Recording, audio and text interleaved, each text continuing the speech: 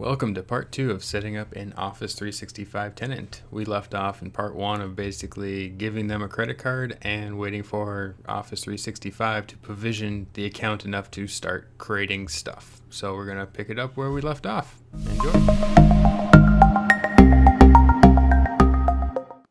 Right now I can add more users, give them more money for licensing, and then in turn, as I create the users here, I can send passwords for those new users to this email address for me to hand out manually, and then it forces users to change their password at first login. But in either case, we're just setting up basic email, so moving on. Now we don't need to set up Skype for Business or anything like that, so we're just going to keep moving on. We aren't going to migrate email. Obviously that's going to be a big step for most companies going to Office 365. As the quick little summary of what you can do. Right off the bat, you can do a hybrid setup and then just do mailbox migration, similar to if you've migrated from Exchange 2010 to 2013 or 2013 to 2016. That whole process. If you're migrating from like Google Apps to Office 365, there's an IMAP migration method where you basically create a spreadsheet with email address, username, and password, upload as a CSV, and then it just rips through it all. Third-party options like Skykick and a couple others out there as well, which they all have their pros and cons, but might allow you the more granularity on how you want to move your actual emails. So next, to the admin center.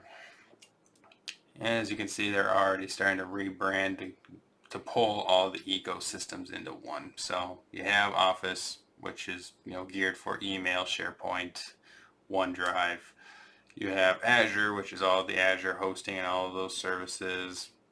And then now you have Microsoft 365. Before Microsoft 365, some of those Microsoft services kind of just got shoehorned underneath Azure. Like Azure AD, the Intune device management, those are more or less kind of just infrastructure management roles, which didn't make sense necessarily with everything that Azure can do, because it's hosting virtual machines or services that they're all intertwined on how you log in, but it's not necessarily the best category for you. So we can flip through this tour quickly. Search bar, that's always good. Customizing dashboards, and they move the help to the bottom of the screen. Alrighty. So not much to see there. So if we do show all here and go underneath setup and domains, see this is setup is in progress. Here's the placeholder one that was set up as that. So if we click here,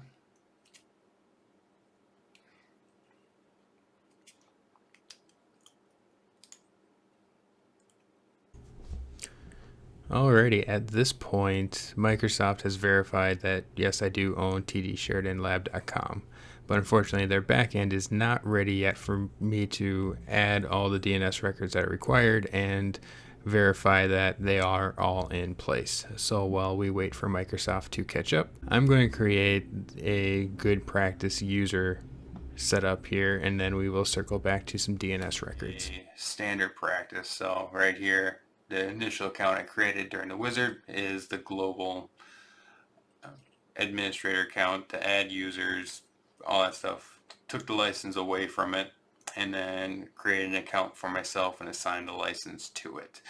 So this way, if for some reason my account was to get breached, you're just going to get access to my files. You're not going to get any global admin rights or anything like that. In a future video, I'll go through setting up a two-factor authentication. Microsoft has the Authenticator app for this specific purpose, so we can get two-factor. So even if the password gets compromised, as long as you don't just approve a sign-in that you didn't commit, they'll still get blocked from logging in. We'll do it manually just because it's more to see in this video. I am going to get everything just in case, because the Intune or mobile device management is an interesting thing and it's relatively new. Creating a record doesn't take that much time. So let's go here. Alrighty. So MX record. most important one, so email will flow. For DreamHost, it's a little different. We just got to go down to here. Yeah, that's what I was detecting previously. Change that to that. As that one's going, I'm going to go and go back to domain because the rest of the records should be in this section here. Let's do this. Actually, copy the longer one. Let's just get rid of that so I stop accidentally clicking it. Auto Discover, the lovely record that makes setting up your email automatic when you add it to Outlook.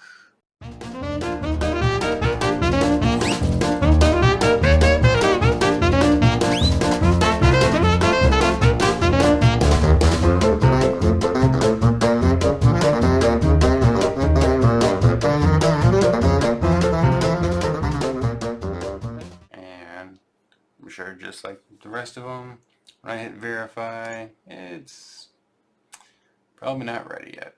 Oh, yeah, surprisingly it took most of them. It's just the last SRV. Give it another second and everything completed successfully. If we go to portal.office.com, you can go to outlook.office.com just to get straight to email, but users, especially if they're getting software, will have to go to Portal to download the software. So in either case, it's a one-click change. So little wizard, show off stuff. But yeah, you're in Office. They want you to install Office. This is going to fail because if I click here, it's going to just tell me to go upgrade licensing. So let's go to Outlook. By default, once you choose a time zone, every user will get this. If they never use OWA, they'll never see that. But either way, it's just part of it. So let me send a quick email here to test mail flow. Let's find out if Gmail has figured out I have email. Send. And try the new one.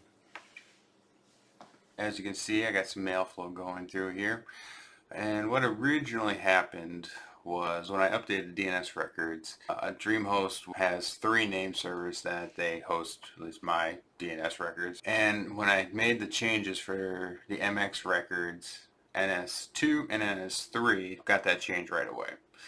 NS1 unfortunately decided to hold on to the original value in there until it expired. So depending upon which name server the test emails were looking at to send my confirmation emails to, that determined if it actually worked or not. Now it's been a couple of days later. Some work stuff got in the way, so I'm recording the last chunk of this a little bit later. Mailflow is working, DNS records are working, and everything is good. So that wraps up how you set up Office 365 brand new. Thank you for watching this video. Go ahead and leave your comments, suggestions, criticisms, all the above down below. Go ahead and subscribe and click the notification bell to be notified when I release new videos. You can follow us on Facebook and Twitter at TDSheridan Lab or at our website at tdsheridanlab.com.